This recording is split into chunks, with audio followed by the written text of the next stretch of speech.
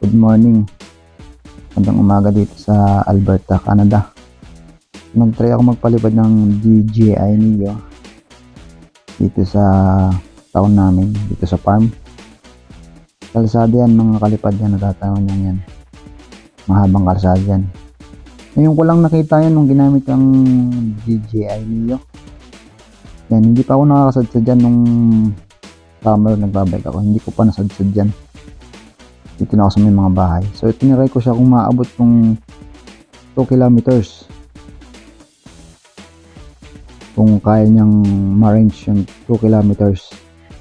Kung makakauwi siya dun sa home point na nilagay ko.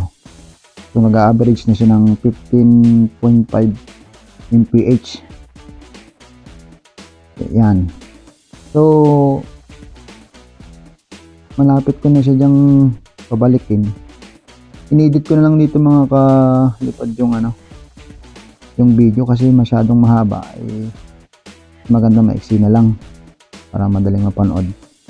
So kaya naman niyang abutin yung 2 kilometers pero hindi ko naabot yung 2 kilometers. Kulang lang siya ng 4,000 mga kalipad para ma-range yung 2 kilometers. Yan. Lagpas lang ng konti dyan sa parang may nakita yung kulay bro. Tubig yan. Ayan. Lagpas lang dyan ng konti. Kunti lang. Mga kalahati siguro doon. 2 kilometers na siya. So meron siya dyang average na 45 yung battery niya. Sa 45 pa. So yan.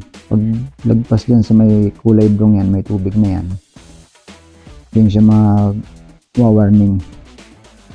Mag-warning siya ng return to home kasi yung battery ko ay low na, nasa 45% pa naman. So kaya niyang ma-range talaga yung 2 kilometers, kaya niyang i-range.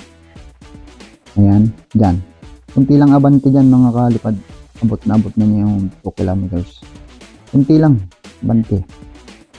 So yun dyan. Yan na mga kalipad. Yan, nag-warning siya dyan. So in-return home ko na siya automatic. Ayan. So kaya niya talagang ma-range yung 2 kilometer. So ayan, nilanding ko na dito. Ayan yung home point niya. So yun mga kalipad, ang percent ng battery ko dyan ay 9%. So ayan.